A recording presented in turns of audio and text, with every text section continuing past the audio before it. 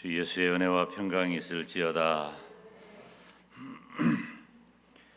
우리 교회가 제일 시원한 것 같아요. 새벽이고 밤이고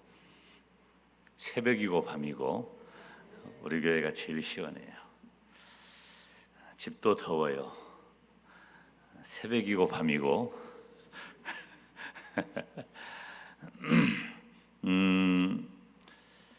오늘 본문 제가 회복의 노래라고 이름하면서 두 차례 말씀을 전했습니다. 주일 낮 예배 두 번 살폈는데, 제가 예언의 확장성이라고 하는 그런 시각으로 회복의 의미를 살피고 있는데요. 우리가 먼저 살핀 것은 개인 구원에 관한 이야기입니다. 제가 사실은 한 30분에서 35분 설교를 하면서도 이 말씀을 간결하게 정리해서 한 입에 떠넣을 수 없을까, 그런 생각을 늘 하지만 설교자로서 한계가 늘 있죠. 우리가 먼저 살핀 것은 개인의 구원에 관한 얘기인데요. 오늘은 성경을 좀 많이 읽을 거예요. 우리가 비참했던 우리의 인생, 개인적으로 보면 어떤 분은 그런 얘기하죠. 목사님, 저희 집안은 몇 대째 예수님을 믿는 줄 아세요? 저희 집안은 아예 예수님을 믿는 집안이에요. 너무 복되고 아름다운 이야기입니다. 그렇지만 따라서 합시다. 구원은 100% 개인적인 것이다. 아멘. 하나님께서는 나를 사랑하시고 나를 선택하시고 나를 구원하신 거예요. 그래서 우리가 무슨 어머니 아버지 바지자락 치맛자락 찾고 천국 가는 것 아니에요. 아내 치맛자락 찾고 천국 가는 것 아니에요. 내 믿음으로. 이것도 중요한 표현이에요. 내 믿음이라는 것이 내가 믿는 것이 아니라 나를 믿게 하신 하나님의 은혜로 우리가 구원을 받는 것이죠. 우리가 얼마나 비참했는지 이사야서 34장 2절로 4절 말씀을 우리가 함께 다시 읽습니다. 대저 여호와께서 만국을 향하여 진노하시며 그들의 만군을 향하여 분내사 그들을 진멸하시며 살육케 하셨은즉 그 살육당한 자는 내어던진 바 되며 그 사체의 악취가 솟아오르고 그 피에 산들이 녹을 것이며 하늘의 만상이 사라지고 하늘들이 두루마리같이 말리되 그 만상의 쇠잔함이 포도나무 잎이 마름 같고 무화과나무 잎이 마름 같으리라. 아멘. 저와 여러분의 인생이 그랬어요. 바로 우리 인간의 실존의 문제입니다. 근본적으로 모든 인생은, 여기서 우리가 모든 인생이라고 하니까 객관화해가지고 나는 뭐 상관없다, 아니에요. 여기서 모든 인생이라고 말할 때 따라서 합시다. 내 말하는 거예요. 지금 이 설교를 들을 사람은 바로 나예요. 나를 위해 지금 하나님이 말씀하신다는 거죠. 바로 내가 죄로 인하여 비참한 저주 가운데 있었다는 것입니다. 그렇지만 하나님께서 나를 사랑하시고 구원해 주신 줄로 믿습니다. 그와 같은 이야기를 이사야 선지자는 1절 2절에서 이렇게 기록하고 있습니다. 함께 읽습니다. 광야와 메마른 땅이 기뻐하며 사막이 백합화같이 피어 즐거워하며 무성하게 피어 기쁜 노래로 즐거워하며 레바논의 영광과 갈멜과 사론의 아름다움을 얻을 것이라. 그것들이 여호와의 영광 곧 우리 하나님의 아름다움을 보리로다. 아멘. 이사야 34장에 기록했던 그 비참한 내용이 35장 1절 2절에서 너무나도 놀랍고 아름다운 반전을 보입니다. 이것이 어떻게 가능할까? 우리가 힘쓰고 애쓰고 우리 인간 존재가 수고하고 애쓰는 여러 가지 방법들이 있습니다. 그것은 우리가 도덕적으로 착하게 산다거나 무슨 심오한 학문을 연구해서 어떤 사상적 체계를 갖춘다거나 좀 더 고등화된 존재는 바로 종교 생활을 하는 거죠. 그런데 그 종교 생활도 우리 인간의 이성은 타락했기 때문에 하나님을 아는 지식이 바르지 못해요. 그래서 하나님을 온전히 섬기지 못하고 로마서 1장에 기록한 대로 썩어질 금수와 버러지 형상으로 바꾸어 섬기는 거예요. 종교적 형태는 띄었지만 하나님을 섬기지 못하고 하나님 아닌 다른 것을 하나님처럼 섬기는, 즉 하나님께서 가장 싫어하시는 일을 우리 인간은 행하는 거예요. 다 그렇게 살게 되어 있는 것이에요. 그런데 어떻게 그렇게 죄에 빠진 영원히 멸망할 저와 여러분이 내가 회복의 노래를 부를 수 있을까? 그것은 바로 하나님 때문입니다. 철저하게 하나님 때문이에요. 구원은 하나님께로서만 말미암는 줄로 믿습니다. 하나님의 사랑과 은혜와 구원이 내 인생에 임한 겁니다. 우리 중에 지금 3대째, 4대째, 5대째 예수님을 믿는 집안 성도들은 실감하지 못할 수 있어요. 저는 믿음으로 말하면 하늘에서 뚝 떨어진 존재예요. 저희 집안은 예수님을 저 말고는 제 유사 이래에 제가 최초로 예수님을 믿은 거예요. 우리 족보에서는 적어도 그래요. 그리고 제 주변에도 그렇게 가족 구성원이 많지 않기도 하지만은 예수님을 믿는 근거를 찾아보기가 거의 어려워요. 철저한 우상의 집안이었어요. 예수님을 믿을 만한 그런 조그마한 이유도 발견치 못한 가문에서 제가 어떻게 예수님을 믿는 것이 가능했을까요? 제 인생 스토리를 보면은 이러저러한 역사가 제가 예수님을 믿는 과정인 것은 분명하지만 그것만이 충분한 대답은 아니에요. 하나님께서 죄악 가운데 있는, 우상 가운데 있는, 조상 숭배의 미신 가운데 젖어 있는 우리 집안에 그 중에 하나 김용대를 콕 찍어서 너는 내 것이다. 내가 너를 사랑한다. 내가 너를 구원해 주겠다. 하나님이 제 인생을 구원하신 겁니다. 내가 한 일은 아무것도 없어요. 내가 예수님을 믿었다고요? 내가 교회를 선택했다고요? 천만의 말씀이에요. 그건 내가 한 게 아니에요. 하나님이 먼저 내 영혼을 찾아와 만져주시고 노크해 주시고 내 마음의 문을 열고 들어와 나와 함께 거하심으로 저와 여러분이 구원의 백성 된 줄로 믿습니다. 로마서 5장 8절 말씀을 보면 우리가 그 어떤 준비도 되지 않았을 때에 하나님께서 우리를 사랑하셨다는 것을 보여줘요. 함께 읽을까요? 우리가 아직 죄인 되었을 때에 그리스도께서 우리를 위하여 죽으심으로 하나님께서 우리에게 대한 자기의 사랑을 확증하셨느니라. 아멘. 사랑하는 여러분, 하나님께서는 죄에 빠져서 영원히 죽은 저와 여러분을 살려주셨습니다. 에베소서 2장 1절에 보면 너희의 허물과 죄로 죽었던 이미 죽었던 너희를 살리셨다고 기록합니다.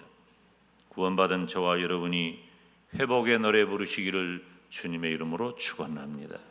그래서 우리는 내가 예수님을 믿고 구원받았다라고 하는 의미에서 영적으로, 개인적으로 회복의 노래를 부르는 것입니다. 두 번째는 구원받은 성도의 삶입니다. 우리가 지난 주일 낮 예배 때 살폈던 말씀인데요. 이사야 35장 3절 4절 말씀을 한번 읽어볼까요? 너희는 약한 손을 강하게 하여 주며 떨리는 무릎을 굳게 하여 주며 겁내는 자에게 이르기를 너는 굳세게 하라 두려워 말라 보라 너희 하나님이 오사 보수하시며 보복하여 주실 것이라 그가 오사 너희를 구하시리라 하라. 아멘. 여러분, 우리가 예수님을 믿고 구원받았으면 막힘이 없는 인생이 되어서 만사형통하면 얼마나 좋을까요? 그런데 우리는 믿음을 지키고 살기도 쉽지 않고 죄와 싸우면서 사는 거룩한 삶도 쉽지가 않습니다. 믿음을 따라 사는 성도들이 특별히 참 안타까운 거죠. 이건 근데 예외 없어요. 믿음을 따라가는 성도라 할지라도 너무 큰 어려움을 만나면 그 두려움과 고통 때문에 내 손은 늘어지고 무릎은 덜덜 떨린다는 거예요. 글로 기록이 되어 있으니까 이 부분을 우리가 실감하지 못할 수 있는데 이건 갑작스럽게 감히 내가 어떻게 해결하지 못할 상상하지도 못할, 도무지 극복되지 않는 그런 엄청난 일을 내가 만나면 우리는 몇 가지 단계를 겪습니다. 처음에는 그것을 믿지를 못해 거부해요. 부인해요. 부인의 단계. 어떻게 나한테 이런 일이 있을까? 설마 그러지 않을 거야. 그럴 수 없어. 부인의 단계가, 거부의 단계가 있어요. 거부의 단계가 있는 다음에는 이것이 현실로 다가오니까 이제는 내 마음에 분노가 일어나는 거예요. 분노가, 어떻게 이런 일이 나에게 있을 수 있을까? 분노가 생겨나요. 질병이라든지 갑자기 우환이 다가온다든지, 정말로 내가 다른 일을 하지 아니하고 하나님을 신앙하는 일을 정말로 열심히 하면서 내가 성실하게 누구에게 해야 되는 일을 하지 아니하고 열심히 살았는데 왜 나에게 이런 일이 갑자기 다가올까? 라고 할 때에 우리는 내 마음 가운데 엄청난 분노가 일어나는 것입니다. 그러다가 체념의 단계에 도달해요. 체념이에요. 체념한 다음에야 비로소 수용하는 단계에 도달하는 것입니다. 이제 이런 몇 가지 단계를 거치면서 우리들이 대체적으로 이렇게 어려운 일을 만나면은 우리가 체념하게 될 때 내 손은 늘어지고 어깨가 늘어지고 손이 늘어져서 아무런 소망에 낙이 없게 되는 겁니다. 그리고 내가 만난 그 두려움 때문에, 그 공포 때문에 무릎이 덜덜덜 떨리는 일. 정말 막막하고 답답하잖아요. 정말 두렵고 고통스럽잖아요. 아무런 생각도 나지 않아요. 하늘이 노란 것도 거짓말이에요. 칠흑처럼 캄캄한 것 같기도 하고 아닌 것 같기도 하고, 다리는 덜덜 떨리고 심장의 고동은 멈추지를 않고, 우리가 이런 일들을 많이 경험을 하게 됩니다. 그런데 하나님께서 약한 손을 강하게 해주시고 떨리는 무릎을 굳게 해주시고 겁내는 자를 구원해 주십니다. 시대가 힘들고 우리 개인의 사정이 힘들어서 내 손이 늘어지고 무릎이 떨리는 사람이 있습니까? 지금은 아니라 할지라도 과거에 우리가 그런 경험이 있을 수도 있고 없기를 바라지만 앞으로 살아가야 할 우리 인생길에 그런 일들은 얼마든지 가능하다는 것입니다. 절망과 고통이 나를 지배하는 그런 시절이 우리들에게 있고, 지금 혹시 우리가 그 터널을 지나고 있을 수도 있다는 것이죠. 그때 하나님께서는 이사야 선지자를 통해서 너는 굳세게 하라, 두려워 말라, 그가 오사 너희를 구하시리라 하라 말씀해 주시는 겁니다. 우리가 잘 알고 있는 성경 이사야서 41장 10절 말씀은 우리들에게 얼마나 큰 위로와 힘이 되는지 모릅니다. 함께 읽습니다. 두려워 말라, 내가 너와 함께 함이니라. 놀라지 말라, 나는 내 하나님이 됨이니라. 내가 너를 굳세게 하리라. 참으로 너를 도와주리라. 참으로 나의 의로운 오른손으로 너를 붙들리라. 아멘. 사랑하는 여러분, 우리는 예수님을 믿는, 하나님을 믿는 성도로 살아가면서 내 인생 가운데 만나는 두려움, 힘든 일, 이 모든 일에 대하여 하나님께서 해결하시는 회복의 날에 부르시기를 주님의 이름으로 축원합니다. 첫째, 하나님께서 영원한 사망 가운데서 나를 구원하여 주신 구원을 인한 회복의 노래. 두 번째, 예수님을 믿으며 사는 내 인생 가운데에도 얼마든지 어려움이 다가오는데 그때마다 내 손은 늘어지고 무릎이 덜덜 떨리는 일을 만난다 할지라도 하나님께서 내 삶을 이끄시고 구원해 주신다는 회복의 노래 주인공 되시기를 주님의 이름으로 축원합니다. 오늘 세 번째 회복의 노래 시간인데요, 사실은 4번 나누어서 드릴 말씀을 오늘 3번에 마치고자 합니다. 이 말씀은 하나님께서 언약 백성인 저와 여러분에게 행하시는, 그리고 모든 믿음의 사람들에게 행하시는 실제적이고 미래적인 회복입니다. 그래서 5절에서 10절에 다 기록되어져 있는 이 내용인데요, 실제적이면서 미래적인 내용으로 가득해요. 자, 여러분, 제가 이 말씀을 시작할 때, 이사야서 35장을 시작할 때 제가 역사적인 배경을 뭐라고 말씀을 드렸어요? 역사적인 배경을 지금부터 2700년 전에 북왕국 이스라엘은 멸망해 버렸고 이미 그리고 남왕국 유다도 그들의 죄로 인하여 서서히 멸망해가는 과정에서 민족의 소망이 사라져버릴 그때에 하나님께서는 우시야, 요담, 아하스, 히스기야 시대에 이사야를 통해서 예언의 말씀을 전해주셨는데, 그 예언은 이사야 선지자가 살던 당대, 그리고 가까운 미래, 먼 미래, 최종적으로는 우리 주님이 다시 오시는 그날, 영원한 새 하늘과 새 땅이 이루어지는 그날까지 이렇게 예언의 확장성을 가지고 있다는 말씀을 드렸습니다. 정확하게 말하면 예수님께서 다시 오시는 우주적인 종말의 때에 드러나는 회복의 모습입니다. 예수님께서 다시 오시면 세상 사람들은 뭐라고 말할까요? 예수님 재림하시는 날 망했다고 말해요. 망했다고. 노아 시대에 홍수가 났을 때 모든 사람들은 다 홍수로 망했습니다. 그런데 노아와 그의 가족은 구원받았습니다. 지금도 예수님을 알지 못하고 죽어가는 모든 사람들은 다 망한 거예요. 그렇지만 저와 여러분은 그 중에서 구원받았습니다. 회복된 거예요. 우리 주님 다시 오시는 그날에 예수님을 아는 사람과 모르는 사람, 양과 염소, 왼편과 오른편, 너무나도 극명한 차이를 보일 것입니다. 우리 주님이 다시 오시는 그날에 그들은 멸망할 거예요.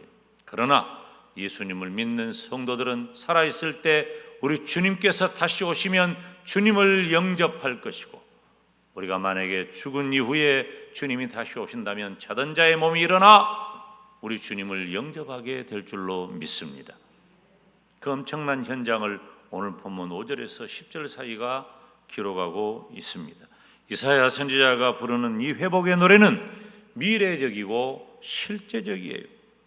이 부분을 주석가는 어떻게 표현하고 있냐면은 육체적인 의미와 동시에 영적인 의미를 지녔다고 표현하고 있어요. 굉장히 중요한 말입니다. 좀 어렵기는 하지만 그냥 편하게 말씀을 드립니다.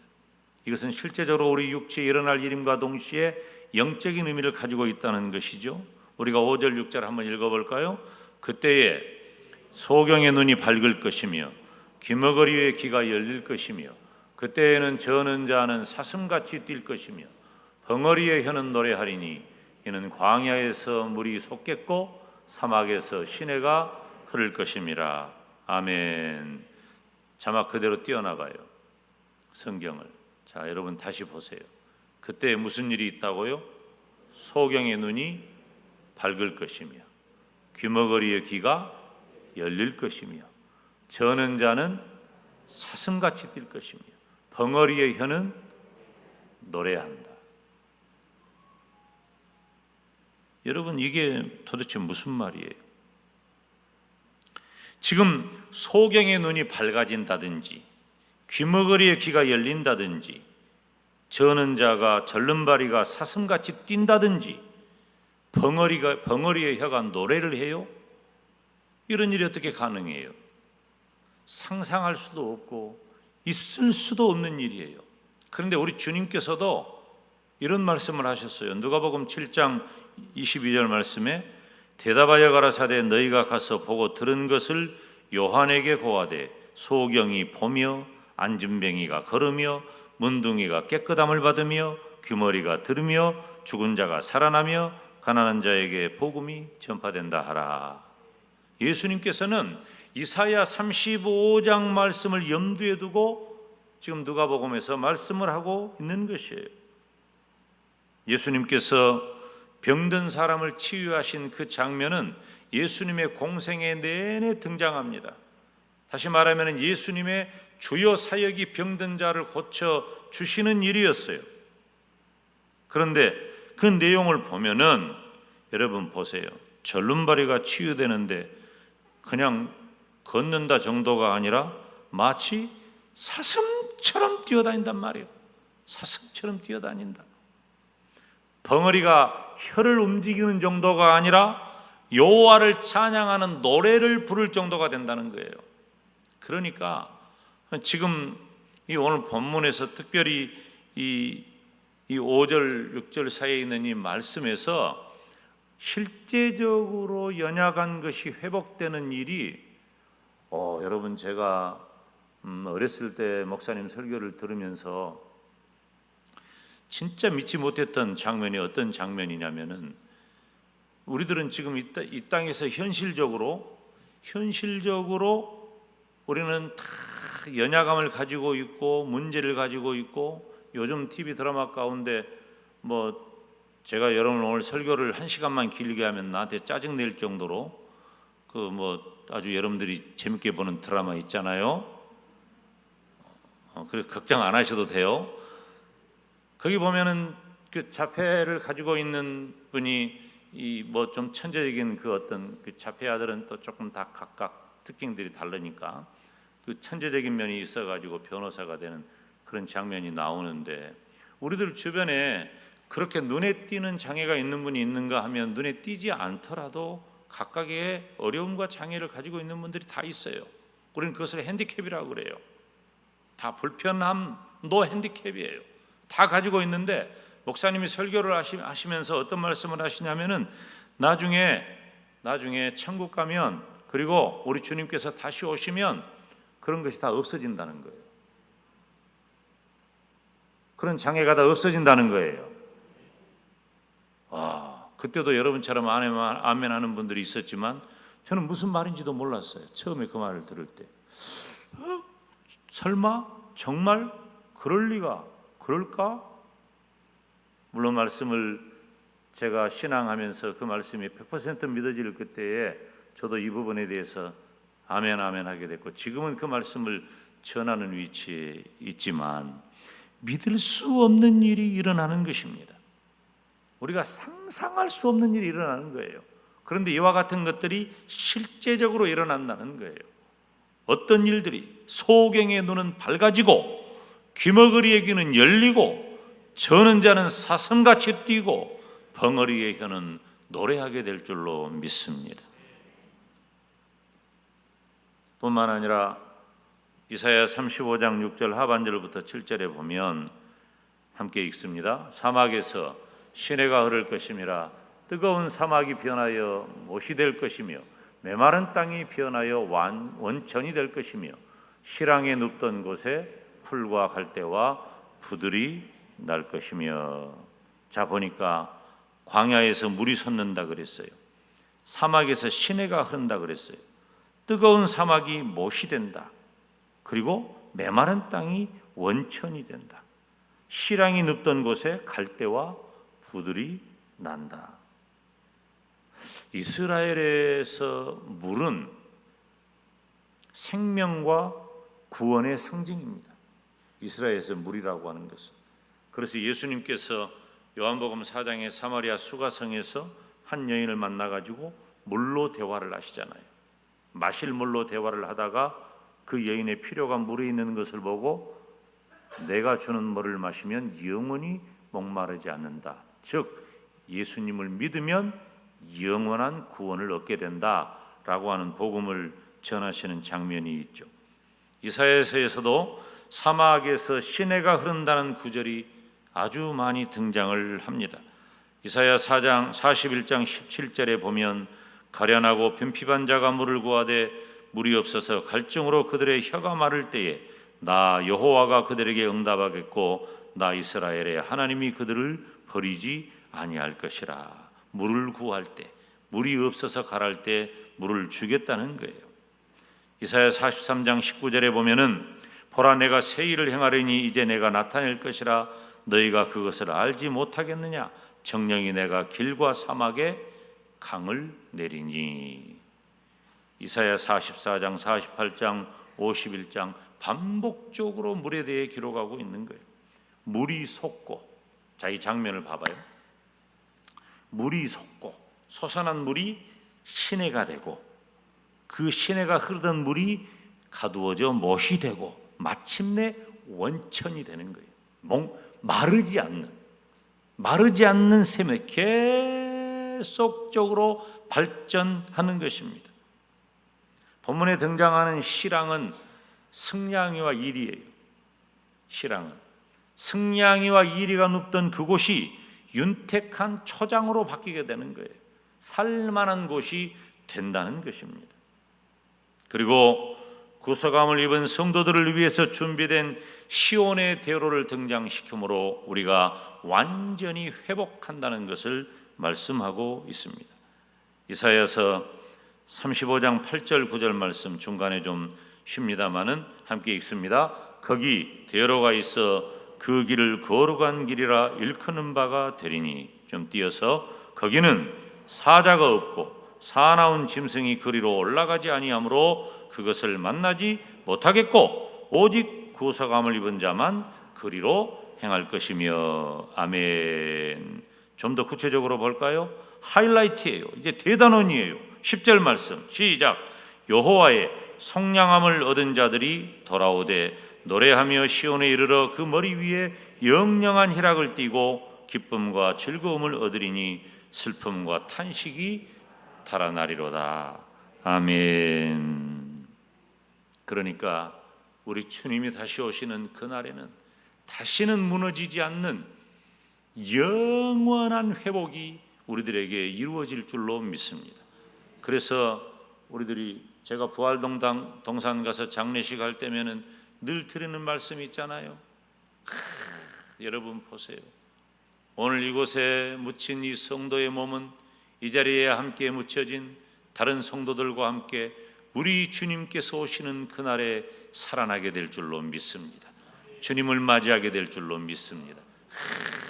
생각만 합니다. 제가 제 어머니 우리 부활동산으로 이장하고 내가 얼마나 기뻐하고 좋아했는지, 뭐 때문에 그랬겠어요? 물론 다른 이유도 있지만 가장 중요한 이유는 바로 우리 성도들과 함께 부활한다는 거예요. 함께 부활한다. 제가 우리 부활동산 홍보대사는 아닙니다만은 아무튼 그 장면만 생각을 하면은 너무너무 감사하고 너무너무 좋은 거예요. 우리에게 우리 주님 오시는 날에 부활이 있다는 것, 온전한 회복이 있다는 것, 상상할 수 없는 축복인 줄로 믿습니다. 사랑하는 여러분, 저와 여러분이 살아가는 인생 그 자체가 죄와 사망입니다. 그리고 구원받아 살아가는 이 세상에는 두려움과 고통이 여전하기도 합니다. 언제인지 알 수 없는 그 미래에는 더 불안하고 막연한 것도 사실입니다. 그렇지만 하나님의 사랑 안에 거하는 하나님의 사람은 모든 것을 이기고 회복의 노래를 부를 수 있습니다. 죄와 사망에서 구원으로 회복의 노래를 부릅니다. 손이 늘어지고 무릎이 떨리는 두려움과 고통 중에서도 하나님께서 해결하시는 회복의 노래를 부릅니다. 다시 오실 우리 주님의 날, 우주적인 종말이 임할 때에 새 하늘과 새 땅으로 회복의 노래를 부릅니다. 저와 여러분이 살아가는 일평생 회복의 노래가 떠나지 않는 저와 여러분이 되시기를 주님의 이름으로 축원합니다. 기도하겠습니다.